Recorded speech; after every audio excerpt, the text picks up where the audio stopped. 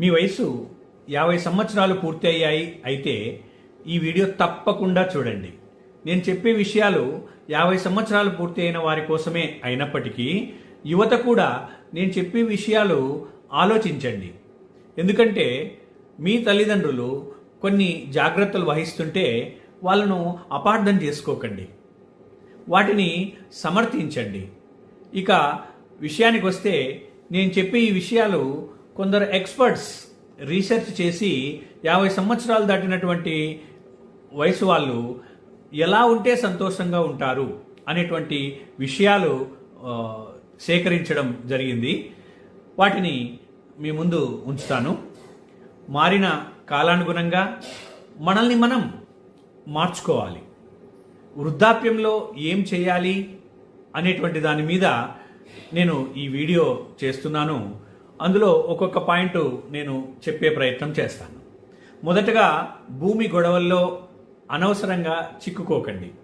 పక్కింటి వాడికి బుద్ధి చెప్పాలనో ఒకే ఒక మొండి పట్టుదలతో మీ జీవితాన్ని కోర్టు చుట్టూ మీ సమయాన్ని వృధా చేసుకోకండి. కేసు తేలకుండానే మీ ఆయుష్ తీరిపోవచ్చు. మీరు పోరాడిన భూమిని అనుభవించడానికి మీరు ఉండకపోవచ్చు కూడా. మొత్తం వ్యవహారంలో వేరెవరో బాగుపడతారు. వాహనాలు కూడా అంతే. మనకు ఏదో 1 లక్ష రూపాయలు 2 లక్షలు మిగులుతాయని చెప్పి పాత వాహనం మన ఇంటికి తెచ్చుకుంటే అలాంటి తప్పు చేయకండి. ఆ బండి రోడ్డు మీద కంటే ఎక్కువ రోజులు గ్యారేజ్లో ఉండే పరిస్థితి ఉంటుంది. వాహనానికి గుండెపోటు కాదు, మనకు గుండెపోటు వచ్చేటువంటి పరిస్థితి ఉంటుంది. అలాగే ఆస్తులను ఇప్పుడే మీ పిల్లల పేరు మీద రాయకండి. ఆ రోజు మీ పిల్లలు మీకు దైవ సమానులుగా కనిపించవచ్చు. మీ ఆస్తిని వారి పేరు మీద రాసిన మరుక్షణమే అదే ఇంట్లో మీరు పనికిరాని వస్తువులాగా మారిపోవచ్చు. పిల్లలు చెడ్డవారు కాకపోవచ్చు, కానీ ప్రపంచం చాలా క్రూరమైనది. మీ తుది శ్వాస వరకు ఏదో ఒకటి మీ పేరు మీద ఉంచుకోండి. చివరి పొదుపును జాగ్రత్తగా దాచుకోండి. 30 ఏళ్ళు కష్టపడి కష్టార్జితమైన మీ పెన్షన్ డబ్బులు పిల్లల వ్యాపారం కోసం మొత్తం ఇచ్చేయకండి. ఎందుకంటే మీ మందుల ఖర్చుల కోసం అదే పిల్లల ముందు చేతులు చాసాల్సి వస్తుంది. పిల్లలకు జీవితంలో అతిగా తలదూర్చకండి. మన పిల్లలే కదా అని వారి వ్యక్తిగత విషయాల్లో ఎక్కువగా జోక్యం చేసుకోకండి. వారితో అతిగా దగ్గరవడం వల్ల ఆ ప్రేమ వారికి చికాకుగా మారవచ్చు. మీ కుటుంబం యొక్క చిన్న స్థానాన్ని ఏర్పరచుకొని స్వతంత్రంగా జీవించడం నేర్చుకోండి. తీర్థయాత్రలకు తీసుకువెళ్తారని పిల్లల కోసం ఎదురు చూడకండి. పిల్లలకు సెలవులు దొరికినప్పుడు తీసుకెళ్తారని ఆశగా ఎదురు చూడకండి. వాళ్లకు సమయం దొరికేసరికి మీరు నడవలేని స్థితికి చేరుకోవచ్చు. కాబట్టి ఒంట్లో సత్తా ఉన్నప్పుడే మీకు నచ్చిన ప్రదేశానికి వెళ్ళండి. అవసరమైతే ఒంటరిగానైనా ప్రయాణించండి. మీకు తినాలి అనిపించింది ఈరోజే తినండి, కానీ మోతాదుకు మించి కాదండోయ్. మీకంటూ కాస్త విశ్రాంతిని కేటాయించుకోండి. చనిపోయే వరకు బాధ్యతల భారాన్ని మోస్తూనే ఉండకండి. ఉదయం నుండి రాత్రి వరకు నిరంతరం పరిగెడుతూ ఉంటే చివరకు మీరు సాధించేది ఏమీ ఉండదు. మీ శరీరానికి కావలసినటువంటి విశ్రాంతిని ఇవ్వండి. నిద్రకు మించినటువంటి మందు లేదు.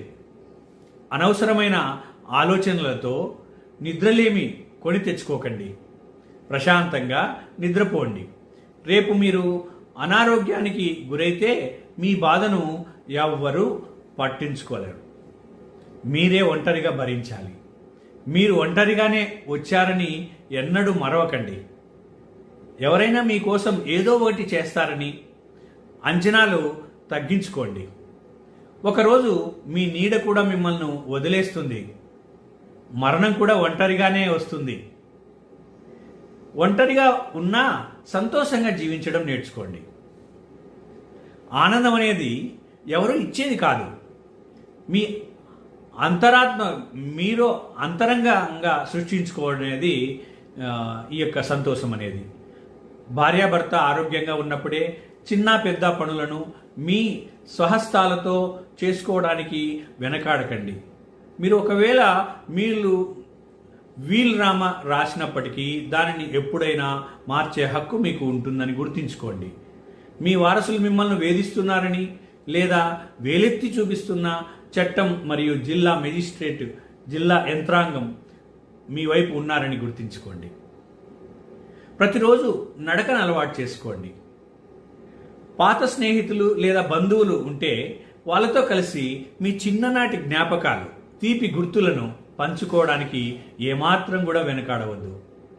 ఏ రోజైనా జీవితపు లెక్కలు ముగిసిపోతాయి అని గుర్తుంచుకోండి.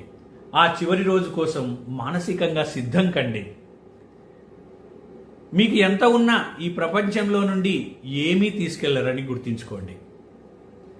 అందుకే అందరితో ప్రేమగా, స్నేహపూర్వకంగా మెలగండి. అవసరమైన వారికి సహాయం చేస్తూ మిమ్మల్ని మీరు మంచి మనిషిగా జీవించేలా చేసుకోండి. నేను చెప్పిన ఈ విషయాలు 50 సంవత్సరాల తర్వాత ఆ పైన పడిన వారు సంతోషంగా జీవించాలి అనేటువంటి ఉద్దేశంతోనే మీ అందరితో ఈ విషయాలు పంచుకుంటున్నాను. సో నేను ఒక విషయం మీకు చెప్పాలనుకుంటున్నాను. సంతోషంగా, ఆనందంగా, ఆరోగ్యంగా జీవించండి. నేను చెప్పిన ఈ విషయాలు మీకు మంచిదనిపిస్తే, మీకు ఉపయోగపడేలా ఉన్నాయనిపిస్తే నా ఛానల్ను సబ్స్క్రైబ్ చేయండి, లైక్ చేయండి. Thank you very much.